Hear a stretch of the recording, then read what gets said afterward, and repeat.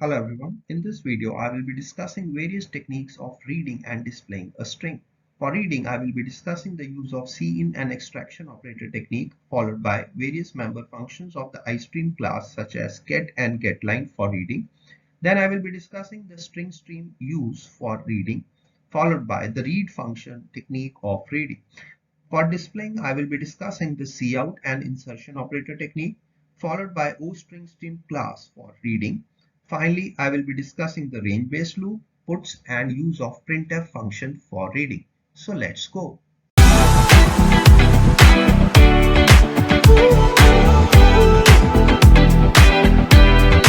So let's start with various techniques of reading and displaying strings in C++.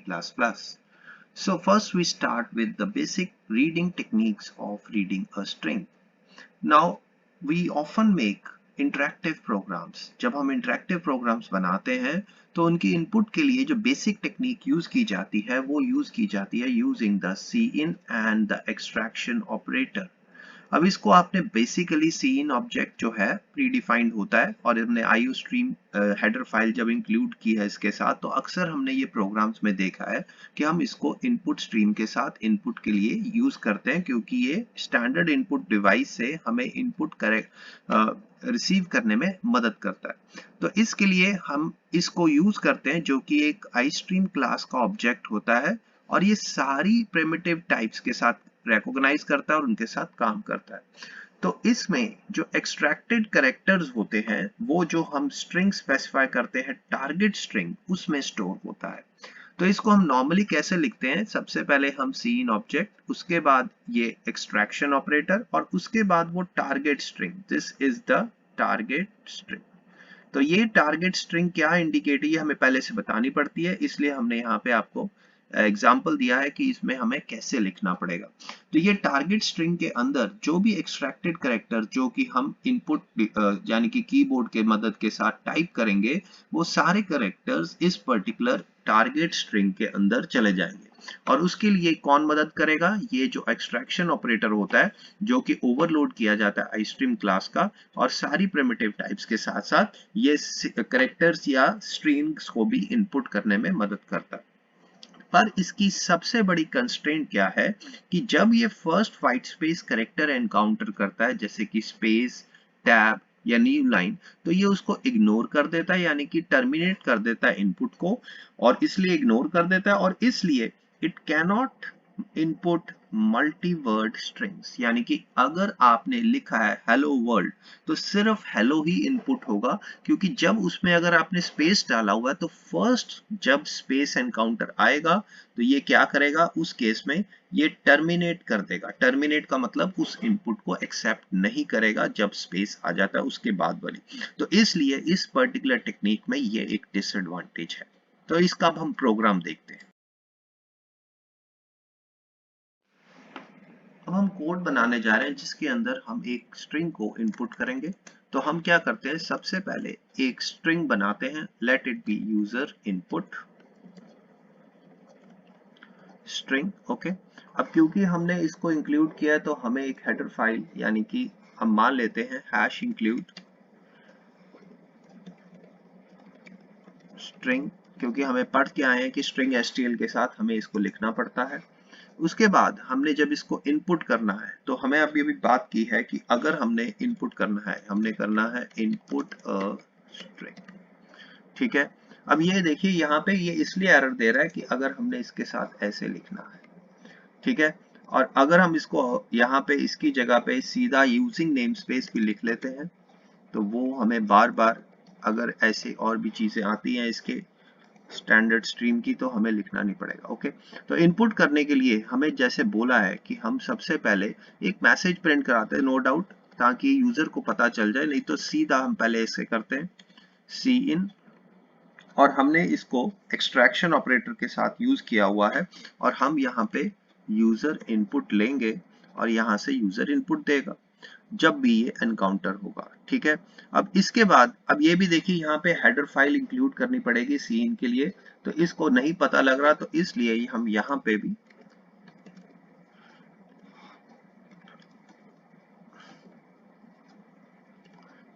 Header file include कर लेते हैं, ठीक है। अब उसके बाद यहाँ पे हमने इनपुट करने के बाद हमने जो इनपुट किया है उसको आउटपुट यानी कि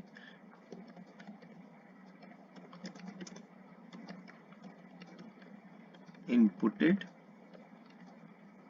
कैरेक्टर्स, तो हमने अगर आउटपुट भी करने हैं या डिस्प्ले करवाने हैं तो उसके लिए हमें एक मैसेज प्रिंट करना पड़ेगा कि यू एंटर्ड, या आप ये लिखना चाहते हैं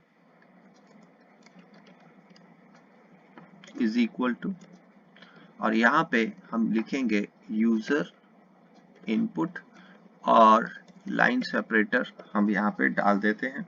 और इस तरह से अब हम यहाँ पे जब चलाएंगे तो हम इसको एग्जीक्यूट करते हैं। इससे पहले मैं यहाँ पे एक मैसेज भी डाल देता हूँ, सी आउट। ये मैसेज मैं इसलिए डालता हूँ ताकि उसको एक एंटर स्ट्रिंग, ठीक है, ताकि उसको एक शुरुआत में पता चल जाए कि you have to enter some input string, only then it will work. Okay, so now let's run this code and see what is the output. This is the most basic technique that is used. Now you can see here I have to input a string, let us say hello world. Now first I have separated, मैंने इसको separate किया है एक particular empty space से।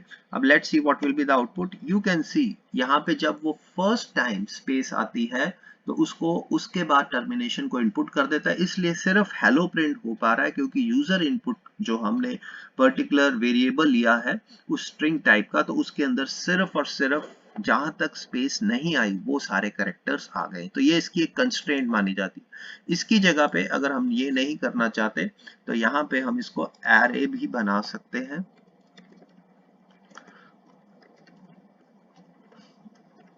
और एक specific size देना पड़ेगा, ठीक है, जो अभी तक हम करते आए हैं। हम अपने रन टाइम के ऊपर इनपुट भी दे सकते हैं। तो ये देखिए यहाँ पे हमसे वो इनपुट लेगा, ठीक है। अब यहाँ पे इनपुट हम एंटर करते हैं hello world, and again you can see जब उसको स्पेस मिलता है तो वो उसके बाद वाले जितने भी कैरेक्टर्स हम इनपुट करते हैं वो इग्नोर कर देता है। So this is a constraint of using this technique. Okay, अब हम नेक्स्ट टेक्निक डिस्कस करने जा रहे हैं, reading a string using the member functions of the istream class. तो उसके अंदर हमारे पास एक गेट फंक्शन अवेलेबल होता है। उस गेट फंक्शन के साथ हम इनपुट कर सकते हैं या हम कहें रीड कर सकते हैं एक स्ट्रिंग को। तो ये रीड गेट फंक्शंस वेरियस अलग अलग फॉर्म्स या फॉर्मेट्स में आता है। जैसे कि हमने अगर करेक्टर इनपुट करनी हो तो ch लिख सकते हैं, और अगर स्ट्रिंग इनपुट करनी हो तो उस केस में हम यहाँ पे पॉइंटर लगा के उसका मैक्सिमम साइज या एक डिलिमिटर भी दे सकते हैं। तो ये अलग अलग फॉर्म्स में है। जैसे कि फर्स्ट केस में इसका एडवांटेज क्या है कि it reads characters one by one of the input string जो हमने है, इंक्लूडिंग व्हाइट स्पेसेस, तो ये सबसे इंपॉर्टेंट है, and stores in the specified character array. इसके अलावा अगर हम मैक्स लिमिट स्पेसिफाई करते हैं, जैसे कि हमने यहाँ पे स्पेसिफाई किया है, तो ये मैक्स -1 कैरेक्टर या जब तक हम न्यू लाइन कैरेक्टर प्रेस नहीं करते थे तब तक ये रीड करता रहता है। और अगर हम ये वाली ऑप्शन भी दे देते हैं, जैसे कि हमने यहाँ पे देखा जिसमें हमने डिलिमिटर कैरेक्टर को भी स्पेसिफाई किया हुआ है, तो ये मैक्स -1 कैरेक्टर या फिर न्यू लाइन कैरेक्टर या फिर जब तक डिलिमिटर कैरेक्टर एनकाउंटर नहीं होता तब तक ये उन पर्टिकुलर कैरेक्टर्स को रीड करता रहता है, और उनको जो भी एक स्पेसिफाइड हमने यहाँ पे जैसे स्ट्रिंग लिखा हुआ है उसमें स्टोर कर देता है। तो इस तरह से ये रीड करता है। इसमें सबसे इंपॉर्टेंट क्या है, इंक्लूडिंग व्हाइट स्पेसेस, जो कि पिछली टेक्निक की ड्रॉबैक थी, उसको ये ओवरकम करता है। तो यहाँ पे हमारे पास इसके लिए जैसे कि हमने यहाँ पे एक छोटा सा एग्जांपल शो किया हुआ है कि गेट कैरेक्टर को हमने रीड करने के लिए कि जब तक ये नहीं आ जाता, या तो हम पुशबैक लगा लें। वो इसलिए होगा कि अगर हमारे पास इनपुट में क्या होगा स्ट्रिंग जो भी हमने ली हुई है, और हमारा जो पर्टिकुलर कैरेक्टर होगा जो उसके अंदर हम यूज करेंगे, जैसे कि इस केस में होगा यूजर इनपुट, ठीक है। तो यहाँ पे जब हम ये लिखेंगे तो ये क्या करेगा, हर कैरेक्टर को रीड करके किस में स्टोर कर देगा, टारगेट स्ट्रिंग में। तो ये इस तरह से काम करता है। तो यहाँ पे हमने हाँ, पर ये इसमें कई बारी कंस्ट्रेंट्स क्या होती हैं कि ये स्ट्रिंग के साथ गेट कई बारी डायरेक्टली गया, तो हम इसमें हम क्या करते हैं, लूप्स यूज कर लेते हैं ताकि हम इसको वन करेक्टर, तो जैसे कि हमने यहाँ पे यूज की हुई है, ये बेसिकली एक करेक्टर के लिए यूज किया जाता है। तो लूप हम तब तक चला लेते हैं जब तक हमारे पास स्लैश एन अनकाउंटेड नहीं हो जाता। तो अब इसका हम कोड देखते हैं कि ये कैसे काम करता है। अब हम वो कोड देखते हैं जिसकी मदद के साथ हम इसको यूज करेंगे। तो जैसे मैंने बताया, हम एक लूप लेंगे, उस लूप के अंदर हम ये सब कुछ कोड इनक्लोज करेंगे। तो ये लूप के अंदर हमने करना क्या है, ये जैसे आप देख सकते हैं, यहाँ पे हम लिखेंगे सी इन डॉट गेट और यहाँ पे लिखेंगे करेक्टर, जो कि हमने एक वेरिएबल पहले से लिया हुआ है, ठीक है, कैर टाइप का। और जब तक ये इनपुट ले, या फिर हमने बोला है कि इनपुट कभी जाके रुके जब हम एंटर प्रेस कर दे।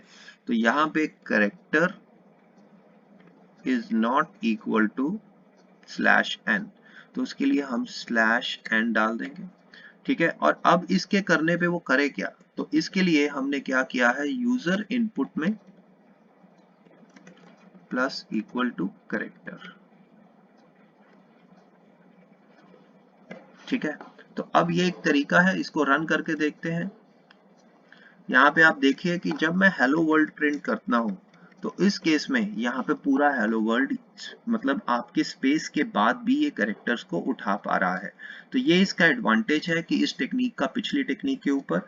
हाँ, इसकी जगह पे आप यहाँ पे इसका एक और अल्टरनेट है, जैसे कि आपने ये लिखा हुआ है, आप इसकी जगह आप स्ट्रिंग के साथ पुश बैक फंक्शन भी यूज कर सकते हैं, user input dot push back.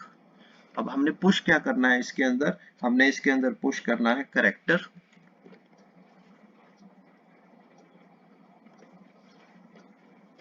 तो अब हम इसको चला लेते हैं, अब इसको रन करके देखते हैं। So you can see here कि यहाँ पे भी वो स्पेस के बाद वाला करेक्टर या स्ट्रिंग को भी रीड कर पा रहा है। तो इस तरीके से हमें इस चीज का ध्यान रखना है कि अगर मल्टी वर्ड कैरेक्टर्स के साथ काम करना है, तो one of the get technique, हम गेट फंक्शन यूज कर सकते हैं। तो उसको यूज करने का, इसमें हमने यहाँ पे डिलिमिटर या max number of character specify नहीं किए। ओके,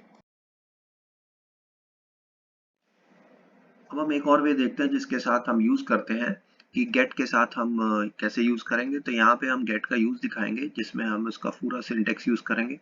तो हम एक कैर एरे डिफाइन कर लेते हैं और उसका नाम रख लेते हैं लेट इट बी str, और इसको यहाँ पे 100 की बजाय हम यहाँ पे एक वेरिएबल में इसकी वैल्यू स्टोर कर लेते हैं, late it B buffer size. और इसके अंदर हम उसकी वैल्यू को डिफाइन कर देते हैं लेट इट बी 100, जो हम ऐसे डिफाइन कर रहे थे। अब हम इसको गेट के साथ यूज करेंगे ताकि हम उस स्ट्रिंग को इनपुट कर सके।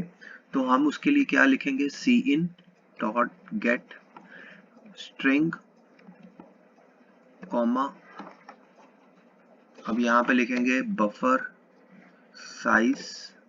और तीसरी चीज जो हमें बतानी पड़ती है वो है डिलिमिटर। अगर हम नहीं डिफाइन करेंगे तो वो ऑटोमेटिकली अज्यूम कर लेगा और यहाँ पे हम उसको डिफाइन कर देंगे। अब हमारी स्ट्रिंग एंटर हो जाएगी।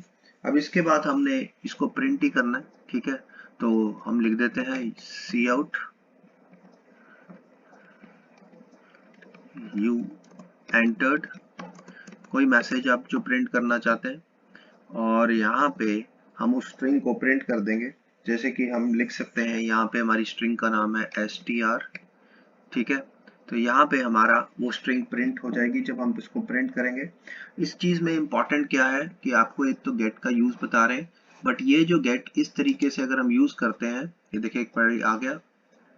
अब ये हमारे को क्या कहते हैं, इनपुट मांग रहा है।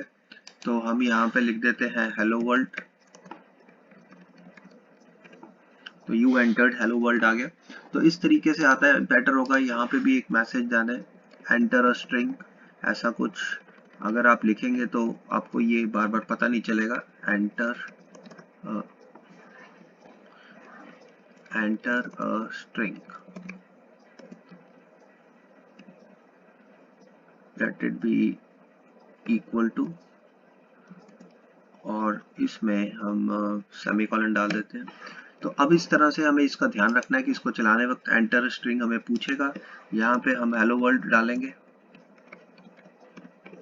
और ये उसको प्रिंट कर देगा। तो इस तरह से ये काम करता है, बट ये स्ट्रिंग के साथ काम नहीं करता। इसका ये मतलब है कि अगर हम इन दोनों की बजाय यहाँ पे स्ट्रिंग यूज करें और फिर इसको चलाने की कोशिश करें, तो इस चीज का आपको ध्यान रखना है कि ये ऐसे नहीं चलेगा, क्योंकि इस सिंटेक्स में वो बफर साइज भी मांग रहा है, इस सभी कंस्ट्रेंट्स को पूरा करना पड़ेगा, तो ये इसके साथ नहीं चलेगा। तो ये चीज अपने ध्यान रखनी है कि this does not work with strings STL. तो इसलिए हमें इसको कैर एरे की फॉर्म में ही लिखना पड़ता है। तो ये चीज इसका कंस्ट्रेंट। ओके,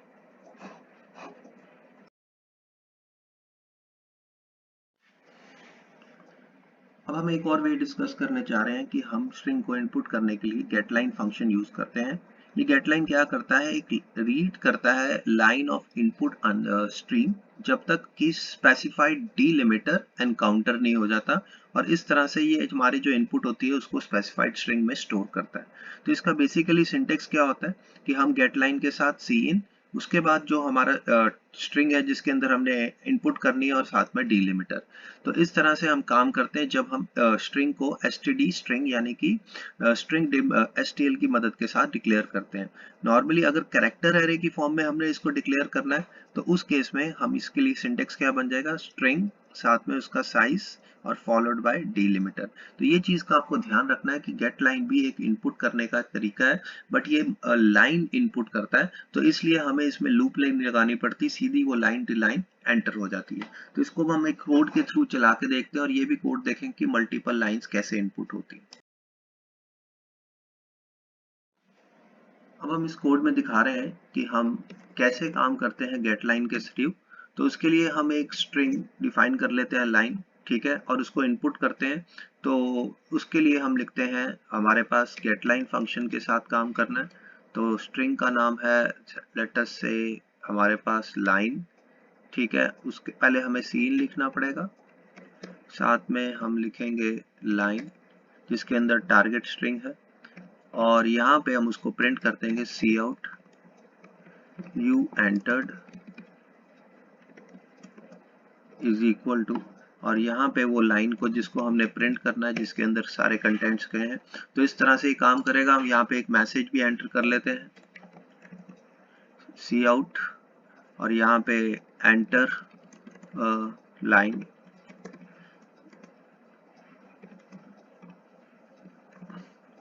सीधा हम इसको यहाँ पे सेमीकोलन। ओके, तो इसको एक बार रन कर लेते हैं और इसको चेक करते हैं कि क्या मैसेज आता है। ठीक है, यहाँ पे लिखते हैं welcome to the world of C plus plus. ठीक है, तो ये देखिए पूरी लाइन की लाइन, इसमें कोई बहुत सिंपल है। तो गेट लाइन के साथ जब हम स्ट्रिंग्स में काम करते हैं तो इस तरह से हमें काम करना है कि गेट लाइन के आगे हमें सीन लिखना है और followed by the target string जिसके अंदर हमने वो लाइन को स्टोर करना है, फाइनली हमने उसको प्रिंट कर देना। तो ये एक तरीका है जिसके साथ हम काम कर सकते हैं। हाँ, अगर आपने यहाँ पे स्ट्रिंग की जगह, यहाँ पे अगर आपने स्ट्रिंग की जगह एक कैर एरे डिफाइन करना है, तो लेट मी डिफाइन कैर और str लिख लेते हैं और इसका साइज दे देते हैं 100। ठीक है, एक स्पेसिफिक साइज भी हमें बताना पड़ेगा, नहीं तो फिर हमें इसको कैसे बता पाएंगे। और इसमें हमें क्योंकि बफर साइज चाहिए होगा तो हम इसको यहाँ पे अलग एक ऐसे लिख देते हैं, बफर साइज, और इसको हम ऊपर अलग से डिफाइन कर देंगे। पहले से हमें बताना पड़ेगा, लेट इट बी कांस्टेंट, और बफर साइज कांस्ट ले लेते हैं हम, और इज इक्वल टू 100। तो यहाँ पे हमें इस चीज का ध्यान रखना है कि जब हमने यहाँ पे यूज करना है तो इसका सिंटेक्स क्या हो जाएगा, गेट लाइन सबसे पहले, ठीक है, क्योंकि हमने इसके सीन के साथ यूज करना है। उसके बाद टारगेट स्ट्रिंग जैसे कि स्ट्रिंग और इसका बफर साइज जो हमने डिफाइन किया है। तो इस तरह से हमें इसको यूज करना पड़ेगा, ठीक है। और बाकी यहाँ पे अब हम इसका आउटपुट चेक कर लेते हैं कि हमारे पास टारगेट स्ट्रिंग का नाम क्या है, इसमें str, तो हम इसको यूज कर लेते हैं। अब इसको रन करके देखते हैं, तो ये भी एक तरीका है, जैसे कि हेलो टू, ये कैर एरे के साथ काम, world of C plus plus strings तो ये देखिए, ये लाइन को इनपुट करने के लिए अगर हमने कैर एरे के साथ यूज करना है तो उसका थोड़ा सा डिफरेंट तरीका है। इसमें हमें स्पेसिफाई करना पड़ेगा, पहले सीन के साथ डॉट ऑपरेटर यूज करना पड़ेगा और साथ में स्ट्रिंग और बफर साइज स्पेसिफाई करना पड़ेगा। और अगर आप इसमें, अगर हम चाहते हैं कि अगर आप यहाँ पे यूज करना चाहते हैं मल्टीपल लाइंस को इनपुट करने के लिए, तो कैसे करेंगे? तो उसके लिए भी मैं इसमें थोड़ा सा कोड में चेंजेस कर लेता हूँ। लेट बी, अब मैं आपको यहाँ पे इनपुट करके दिखाता हूँ। तो मान लो हमने एज्यूम करना है कि हमने मल्टीपल लाइंस इनपुट करनी है। तो यहाँ पे इंट हम पहले काउंट वेरिएबल ले लेते हैं 0, जितनी लाइंस के लिए हम इनपुट करेंगे, ताकि हम इसको प्रिंट कर सकें। फिर हम इसमें मल्टीपल लाइंस को इनपुट करेंगे, तो यहाँ पे enter multiple lines and for exit and exit. और एग्जिट करने के लिए हम यहाँ पे कोई मैसेज टाइप कर लेते हैं, लेट इट बी, उसके लिए हम एक स्ट्रिंग ज्यूम करते हैं कि वो एग्जिट टाइप कर दे।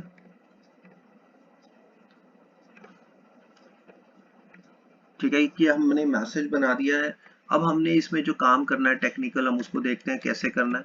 ठीक है, ये एक मैसेज यहाँ पे प्रिंट होगा। अब यहाँ पे सबसे पहले हम यहाँ पे इसकी जगह हम इसको पहले हटा ही देते हैं, इसको हम कमेंट कर लेते हैं। हाँ, तो अब इसके बाद हम क्या करेंगे, एक लूप लगाते हैं, लेट इट बी व्हाइल। अब इस लूप के अंदर हमने एक कंडीशन लगानी है, जैसे हमने कहा कि ये इनफाइनाइट लूप अगर हम चलाते हैं और इसमें हम कंडीशन चेक लगा के कि अगर एग्जिट वैल्यू आ गई है, तो हम यहाँ पे लिखेंगे सी आउट, यहाँ पे मैसेज कर दो एंटर अ लाइन। ठीक है, और कौन सा लाइन नंबर है ये भी डिस्प्ले कराने के लिए, तो यहाँ पे हम उसको मैसेज भी लिख देते हैं एंटर अ लाइन दिस। और यहाँ पे, और अगर पहली लाइन का 1 से शुरू करना है तो काउंट प्लस 1 लिखना पड़ेगा। ठीक है, एंटर अ लाइन और is equal to line number आ गया। अब इसके बाद हम इस मैसेज को बंद करते हैं। वैसे इसमें ये भी जरूरत नहीं है, इसके साथ ही हम एज्यूम करते हैं कि टाइप कर लेगा। अब इसके बाद हमने, क्योंकि हमने इनपुट करनी है लाइन, तो हम वही लिखेंगे गेट लाइन, जैसे कि हमने स्ट्रिंग्स के केस में हमने स्ट्रिंग बताए हुए सी इन कॉमा लाइन। ठीक है, तो ये हमने लाइन को इनपुट कर लिया। अब अगर एग्जिट क्राइटेरिया कब होगा, क्योंकि ये तो इनफाइनाइट लूप लगाई हुई है, तो इस एग्जिट क्राइटेरिया का मतलब है कि अगर हम एग्जिट टाइप करते हैं, यानी कि अगर हम एग्जिट टाइप करते हैं, ठीक है, तो वो क्या करे, वो क्या करेगा, ब्रेक। ठीक है, तो हमारा यहाँ पे ब्रेक करने का मकसद क्या है कि यहाँ पे वो ब्रेक कर जाए और ये ब्रेक यहाँ पे खत्म हो जाएगा। उसके बाद हमने यहाँ से क्या करना है कि हमने आगे भी जाना है, इसलिए हम इसको पहले प्रिंट भी कराएंगे, यू एंटर्ड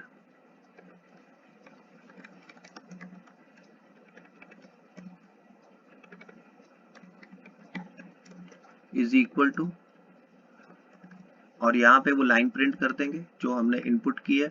और क्योंकि हमने आगे भी जाना है तो हम इसका काउंट भी दोबारा से, जब तक अगर वो एग्जिट नहीं करता अगली लाइन के लिए, लाइन नंबर 1 आ जाए एंड सो ऑन। तो इस तरह से हमें इस कोड को ध्यान में देखना है, यहाँ पे इसकी जरूरत नहीं पड़ेगी, हम इसको कमेंट कर देते हैं। अब इसको हम चलाते हैं, इसको रन करते हैं कोड को और चेक करते हैं कि हमारे पास आउटपुट क्या आती है। सो आ गया enter multiple lines and exit. तो यहाँ पे मैसेज को आप चेक कर लेना, जैसे hello to C plus plus world. ठीक है, यहाँ पे थोड़ा सा इसके आउटपुट हम इसको एक बार ठीक कर लेते हैं यहाँ पे। इसके बाद भी हम ये मैसेज, ठीक है, यहाँ पे एक ये चीज की जरूरत थी। और इसको अब रन करते हैं एंटर अ लाइन। ठीक है, तो इसको सेव कर लेते हैं और इसको एक बार रन करते हैं। ठीक है, so hello to C plus plus world. अब एक और लाइन आएगी, मल्टीपल लाइंस वर्किंग, और यहाँ पे ये चलता रहेगा जब तक हम एग्जिट नहीं प्रेस करते। तो इस तरीके से अगर हमने इस गेट लाइन के साथ मल्टीपल लाइंस भी एंटर करनी है तो भी पॉसिबल है। ओके। अब हमने यहाँ पे एक कोड बना के रखा है जो काउंट करता है number of lines, number of words and number of characters in a given input string. तो इस केस में हमने क्या लिया है कि हमने एक अज्यूम किया है कि हमें एक करेक्टर एरे गिवन है, जैसे कि अभी हमने गेट लाइन में देखा, और उस गेट लाइन के सारे इनपुट करनी है जब तक मल्टीपल लाइंस के हमने इनपुट करने के लिए और साथ में एस्ट्रिक पे टर्मिनेट करें। तो इसलिए हमने सीन के साथ ही गेट लाइन इस तरीके से लगाया क्योंकि हम कैर एरे के साथ काम कर रहे हैं। इसमें हम क्या करेंगे, जब भी हम इसमें टर्मिनेट करेंगे हम एस्ट्रिक प्रेस करेंगे, यानी कि अगर हम मल्टीपल लाइंस भी प्रेस इनपुट कर सकते हैं। अब हमने क्या करना है कि हमने इनिशियलाइज कर दिए 3 वेरिएबल्स जो कि काउंट करेंगे लाइन काउंट, वर्ड काउंट और कैर काउंट। और इन वर्ड हमने एक वेरिएबल लिया कि चेक करने के लिए करंट पोजीशन कि वो वर्ड के अंदर है कि नहीं है। अगर वर्ड के अंदर नहीं है तो हम यहाँ पे रखेंगे फॉल्स, अगर वर्ड के अंदर है तो हम इसको कर देंगे ट्रू। तो हम इसमें क्या करेंगे कि एक बार हमने सारे इनपुट करने के बाद हम आइटरेट करेंगे, ठीक है, और आइटरेट कब तक करेंगे, जब तक हम एंड में ना पहुंच जाए। तो यानी कि या तो नल करेक्टर हम एंटर कर दें या फिर मतलब एक लाइन के एंड में आ जाए, या फिर हम उस केस में हम कह सकते हैं कि हमारे पास बफर फुल ना हो जाए। तो इस केस में हम जब चेक करेंगे उसमें चेक करेंगे कि जो इनपुट हमने की है, जैसे कि हमने स्ट्रिंग लेंथ का नाम रखा हुआ है इसमें इनपुट, तो इनपुट का ith करेक्टर क्या है। अगर तो वो करेक्टर जो भी होगा जब एनकाउंटर होगा तो कैर काउंट इंक्रीमेंट।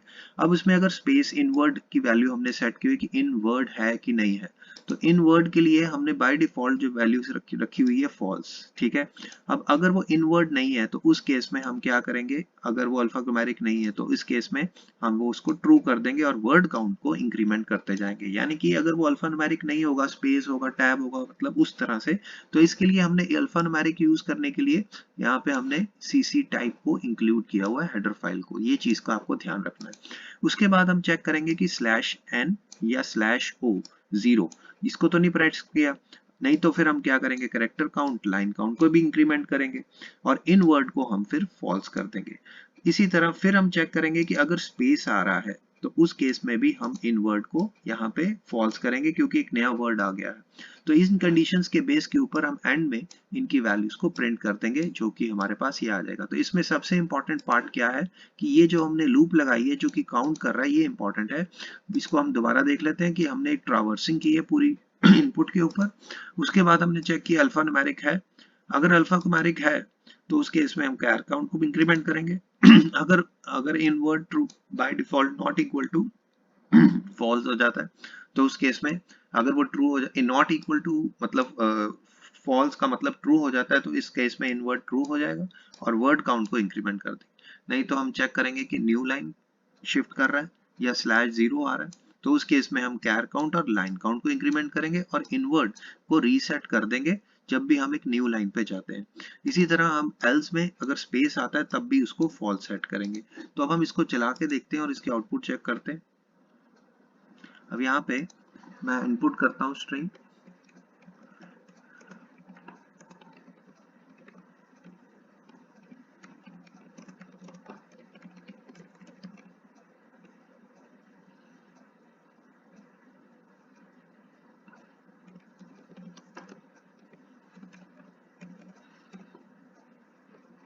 अभी यहाँ पे मैं आस्ट्रिक प्रेस कर देता हूँ यहाँ पे इसको टर्मिनेट करने के लिए,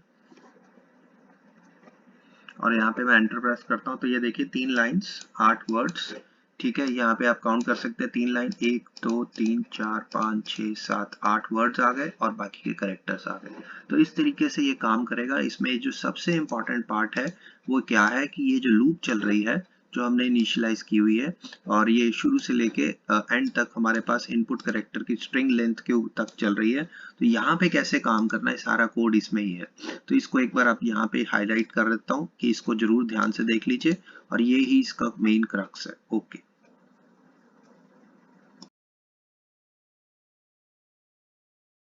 अब हम डिस्कस करने जा रहे हैं एक और तरीका रीड करने का एक स्ट्रिंग का। तो वो यूज होता है यूजिंग स्ट्रिंग स्ट्रीम क्लास, ठीक है। तो स्ट्रिंग स्ट्रीम क्लास में हमारे पास फायदा क्या होता है, ये पार्स करता है एक स्ट्रिंग को इनटू टोकन, मतलब उन स्ट्रिंग्स के अंदर हम जो भी अलग अलग करेक्ट वर्ड्स टाइप कर रहे होते हैं वो उनको टोकन्स में कन्वर्ट कर देता है और इस तरह से हम स्पेसिफिक इंफॉर्मेशन एक्सट्रैक्ट कर सकते हैं। जैसे कि हाँ, और दूसरी इंपॉर्टेंट चीज कि यहाँ पे हमें SS stream header file include करनी पड़ेगी अगर हम ऐसा इसके साथ काम करते हैं। तो यहाँ पे देखिए कि मैंने स्ट्रिंग स्ट्रीम क्लास का एक ऑब्जेक्ट बना दिया है और उसके अंदर हमने कुछ डाटा पास किया और इस डाटा को मैंने एक स्ट्रिंग एज्यूम किया हुआ है जिसके अंदर हमने स्ट्रिंग। अब इसको हम इंडिविजुअल में कन्वर्ट करना हो तो हम यहाँ पे अलग अलग वेरिएबल्स ले लिए, जिसमें मैंने एक वेरिएबल ले लिया है स्ट्रिंग नेम और दूसरा वेरिएबल ले लिया उसका एज, यानी कि एक पर्सन का नेम और एज हमने इनपुट किया है। तो स्ट्रिंग के अंदर जो भी होगा वो इंडिविजुअल उसको नेम और जब सेपरेटर आएगा तो उसमें एज में कन्वर्ट कर देगा। तो इस तरह से अब हम नेम और एज को प्रिंट करेंगे तो हमारे पास उसके वो पर्टिकुलर पार्ट्स को जो है टोकन्स, यानी कि इसमें यहाँ पे ये वाले दोनों पार्ट्स अलग अलग नेम और एज में स्टोर हो जाएंगे। इसी तरह अगर हम रिवर्स भी करना चाहें कि अगर हमने एक न्यूमेरिक वैल्यू को कन्वर्ट करना है, जैसे कि हमारे पास नंबर की वैल्यू 42 है और हमने स्ट्रिंग का ऐसे ऑब्जेक्ट बनाया हुआ है पहले से, तो उस केस में ये इस ऑपरेटर के साथ ऐसे यूज करने से ये कन्वर्ट भी कर देगा। तो अब ये नंबर को इसमें कन्वर्ट कर देगा और उसको हमने एक्सेस करने के लिए यहाँ पे इसके साथ str मेंबर फंक्शन यूज कर सकते हैं इसका, जिसके बाद ये क्या करेगा, ये नंबर को स्ट्रिंग में कन्वर्ट कर देगा। तो इस तरह से बोथ वे एक्सट्रैक्शन और इंसर्शन दोनों ऑपरेटर्स के साथ यूज होता है। तो इसका आप कोड देखते हैं कि ये कैसे काम करता है, कैसे ये एक पर्टिकुलर स्ट्रिंग को टोकन्स में कन्वर्ट करता है। तो लेट्स सी। अब हमने यहाँ पे एक कोड बनाया हुआ जिसमें हमने क्या किया है, एक स्ट्रिंग एज्यूम की है और उसको हमने पास कर दिया है स्ट्रिंग स्ट्रीम के ऑब्जेक्ट को। अब स्ट्रिंग स्ट्रीम का ऑब्जेक्ट को हमने बनाने के लिए ss stream नाम की हेडर फाइल इंक्लूड की हुई है। इस ऑब्जेक्ट का डाटा पार्ट होगा ये। तो जब ये एनकाउंटर करेगा स्ट्रिंग को, ये उसको टोकनाइज कर देगा, यानी कि हमने यहाँ पे एक्सट्रैक्शन ऑपरेटर यूज किया हुआ है, जैसे कि हम इसको इंडिविजुअल टोकन्स यानी कि नेम और एज में कन्वर्ट कर देंगे और नेम और एज को आपको पहले से डिफाइन करना पड़ेगा, जैसे कि आप यहाँ पे देख सकते हैं। तो इस तरह से यह इस पर्टिकुलर स्ट्रिंग को इंडिविजुअल टोकन्स में, यानी कि जो भी आपने जैसे भी आपने उसको डाटा दिया है उसके अकॉर्डिंगली कन्वर्ट कर सकते हैं। और आप रिवर्स भी करना चाहते हैं, जैसे फिर बाद में मैंने इनको प्रिंट भी करा दिया। अगर आप रिवर्स भी करना चाहते हैं कि आपके पास इंडिविजुअल टोकन है, जैसे कि हमने नेम वेरिएबल हमारे पास आ गया, एज आ गया और उनके कंटेंट्स को आपने स्ट्रिंग में कन्वर्ट करना है, तो इसमें यहाँ पे इंसर्शन ऑपरेटर के साथ जैसे कि आप यूज करते हैं वहां पे सी आउट के केस में, यहाँ पे आप इसको स्ट्रिंग में कन्वर्ट कर रहे हैं। अब ये स्ट्रिंग को प्रिंट कराने के लिए इसको पहले यहाँ पे .str के साथ यूज करना पड़ेगा। तो इस तरह से ये स्ट्रिंग में कन्वर्ट भी हो सकता है और एक स्ट्रिंग को कन्वर्ट कर सकता है इंडिविजुअल टोकन्स में। तो यहाँ पे इसको कोड में हम इसको रन करके देखते हैं। बस यहाँ पे चीज को याद रखना है, अगर स्ट्रिंग है और इंडिविजुअल टोकन्स में कन्वर्ट होना है तो ऐसे लिखना है, और अगर टोकन्स हैं और उसको स्ट्रिंग में कन्वर्ट करना है तो ऐसे लिखना है। ठीक है, तो जैसे कि आप सी इन सी आउट में देखते हैं। तो इसको रन करके देखते हैं। तो ये देखिए हमारे पास इंडिविजुअल टोकन्स आ गए और बाद में ओरिजिनल स्ट्रिंग भी आ गए।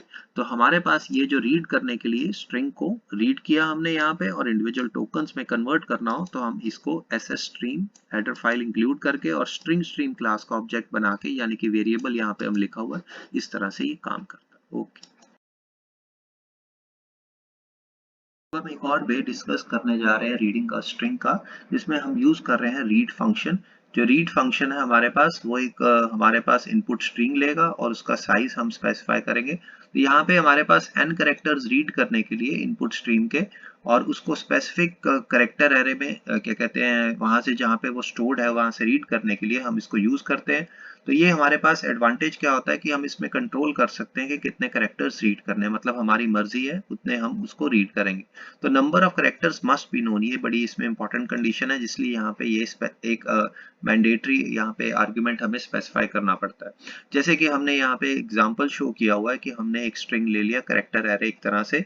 अब इसके अंदर हमने बफर -1 इसका साइज स्पेसिफाई कर दिया, और एंड में जब हम इसको रीड करेंगे तो लास्ट वाला जो कैरेक्टर होगा उसको हमने टर्मिनेट करना है। तो इसलिए हमने यहाँ पे यूज किया है जी काउंट वेरिएबल का जी काउंट फंक्शन, जो कि इसका काउंट करने के बाद लास्ट कैरेक्टर को उसमें टर्मिनेटर स्ट्रिंग डालने के लिए हमने इसको ऐसे ही लिखना पड़ेगा।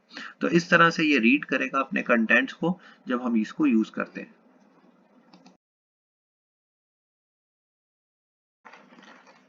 तो इस कोड में हम यहाँ पे रीड करेंगे। मैंने बाय डिफॉल्ट कुछ कोड में आपको इनपुट अज्यूम किया है कि आपके पास है। तो जैसे कि आपने यहाँ पे रीड करना है तो इसके लिए रीड फंक्शन होगा। रीड फंक्शन में हमारे पास की स्ट्रिंग जिसका नाम रखा हुआ है हमने बफर, तो हमें यहाँ पे बफर ही लिखना पड़ेगा। एक चीज का ध्यान रखना, जिस नाम का रखा हुआ है, और बफर साइज जितने हमने यहाँ पे रीड करना है -1। ठीक है। तो इतने ये कैरेक्टर्स इस इनपुट स्ट्रिंग में से हमारे पास रीड करेगा, और क्योंकि हमें मालूम है कि हमने यहाँ पे कैर अरे लिया है तो उसको हमें टर्मिनेट भी करना है, तो इसलिए हमने यहाँ पे लिख दिया उस स्ट्रिंग का नाम।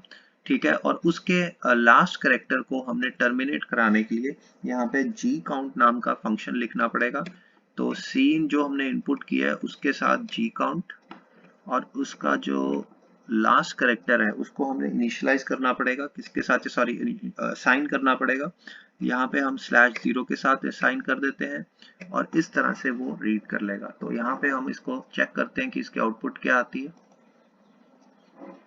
तो यहाँ पे 19 करेक्टर्स वो हमसे मांग रहा है।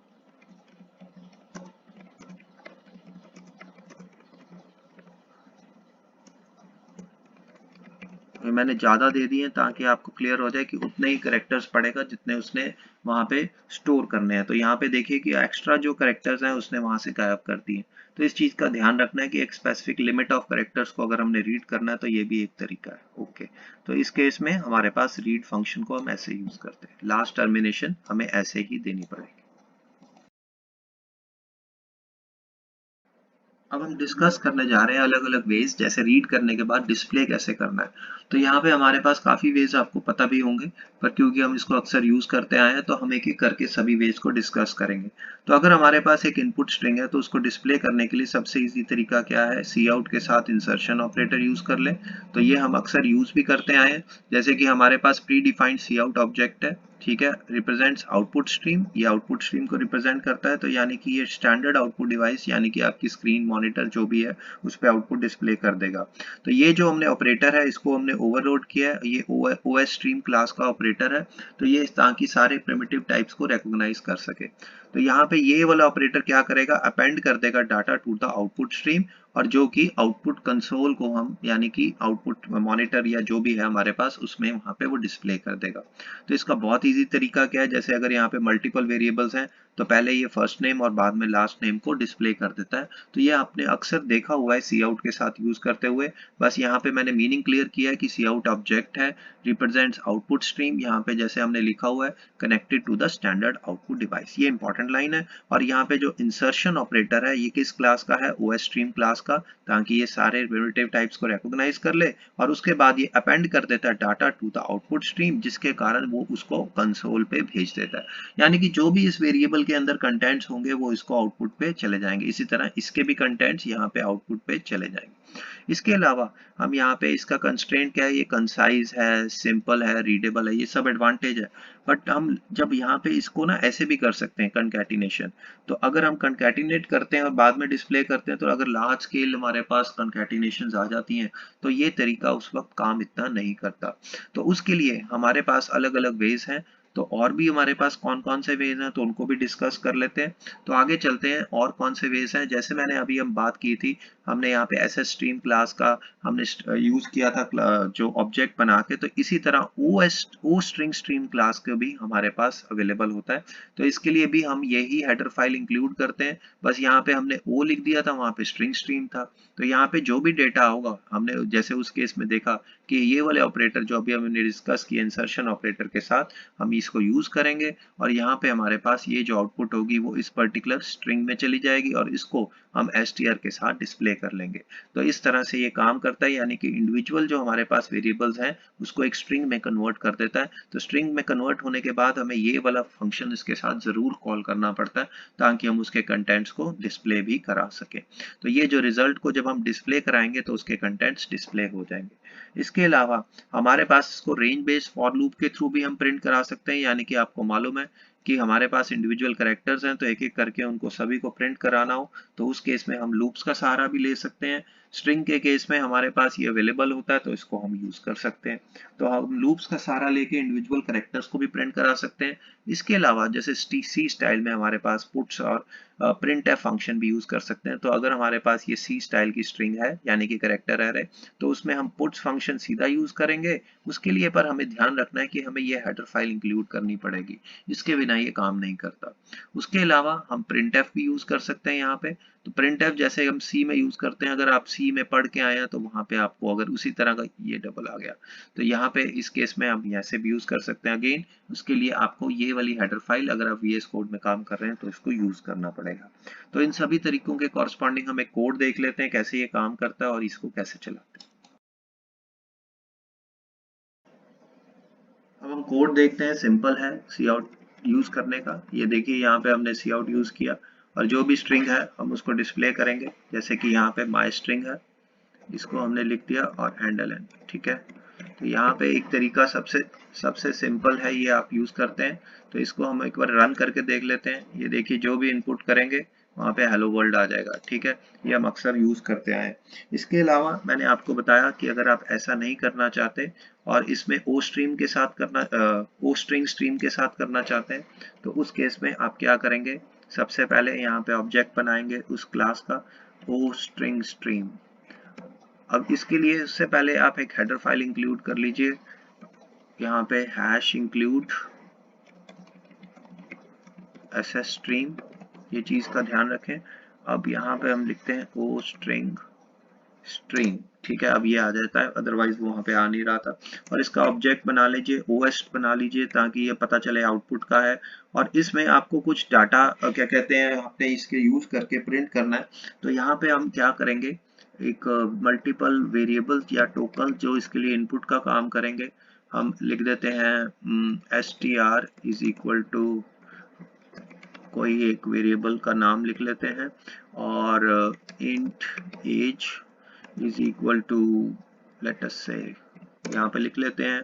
अब इस हमारे पास वेरिएबल का नाम था ओएस, ठीक है। अब इस ओएस वेरिएबल में हमने क्या डालना है, पहले हम डाल देते हैं नेम या जो भी हमने स्ट्रिंग नाम लिखा हुआ है, इसमें हम डाल देते हैं एज, ठीक है।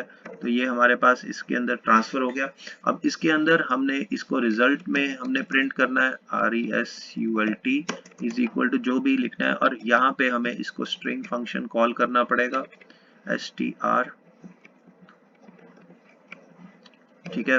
यहाँ पे अवॉइड करने के लिए इसको नेम लिख लेते हैं ताकि आपके यहाँ पे नेम आ जाए और यहाँ पे भी कंफ्यूजन ना हो, नेम लिख लेते हैं। तो इस तरह से ये आउटपुट आ गई। अब इसको डिस्प्ले कराने के लिए हम सिंपल सी आउट का सहारा लेंगे। तो यहाँ पे हम स्ट्रिंग आ गया हमारे पास रिजल्ट, तो इस तरह से हम ओ स्ट्रिंग स्ट्रीम के ऑब्जेक्ट बना के भी इसको यूज कर सकते हैं। यहाँ पे देखें कि आउटपुट आ गई है। स्पेस अगर आपने डाला नहीं है तो वहां पे नहीं आएगा, यहाँ पे स्पेस सेपरेटर डालना पड़ेगा, ठीक है। तो आप जैसे भी करें, जैसे कि यहाँ पे लिखते हैं, अगर आप लिखते हैं स्पेस डाल देते हैं पहले,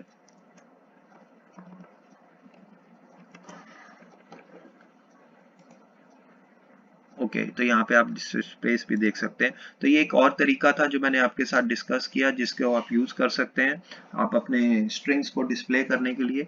अदरवाइज अगर आपने इसी कंटेंट्स को, अगेन मैं डिस्प्ले कराता हूँ फॉर ईच लूप के साथ, तो हमें लिखना पड़ेगा for char C colon my string, ठीक है। और इंडिविजुअल करेक्टर्स को प्रिंट करने के लिए मुझे लिखना पड़ेगा सी, क्या नाम रखा हुआ, सी, हाँ सी एच रख दो, सी रख दो, कुछ भी है।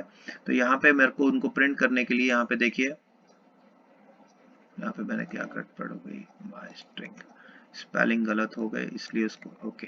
तो इसको सेव कर लेते हैं और इसको चलाते हैं। तो यहाँ पे देखिए आउटपुट आ जाएगी आपके पास हेलो वर्ल्ड। तो इंडिविजुअल वन वन लूप्स के थ्रू हमने इसको प्रिंट करा सकते हैं, ये भी एक तरीका है जिसमें। और सिंपल अगर हमारे पास क्या रह रहे हैं, जैसे कि अगर हम सी स्टाइल के साथ काम कर रहे हैं, उसको दोबारा से लिख लेते हैं। अगर हमारे पास सी स्टाइल में भी कुछ लिखा हुआ है, जैसे कि कैर, अब हमने एरे बनानी है तो पॉइंटर लगा लो और स्ट्रिंग का नाम लिख लो, मान लो नेम इज इक्वल टू,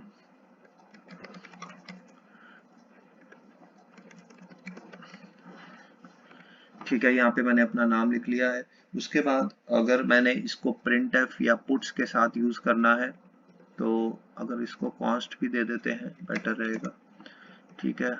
और इसको पुट्स, सिंपल पुट्स फंक्शन हमारे पास सी में होता है, और माय क्या नाम रखा हुआ है, नेम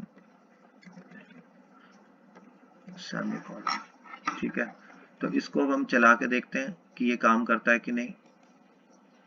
तो ये देखिए ये भी कोड आ गया। इसकी जगह अगर हम इसको ऐसे नहीं लिखना चाहते तो सी स्टाइल में एक printf नाम का फंक्शन भी होता है जो कि सारी प्रिंटिंग के लिए यूज किया जाता है। तो printf, उसके बाद उसमें सिंटेक्स क्या होता है, परसेंटेज s और स्लैश n, और यहाँ पे हम नेम लिख देते हैं। तो ये आपको इस कोड को सेव कर लेते हैं और रन कर लेते हैं। तो ये देखिए ये भी आ गया। तो these are the various ways जो आप C++ में यूज कर सकते हैं अपनी स्ट्रिंग्स को डिस्प्ले करने के लिए। तो आप इनमें से कोई भी ट्राई कर सकते हैं। Okay, subscribe, like, share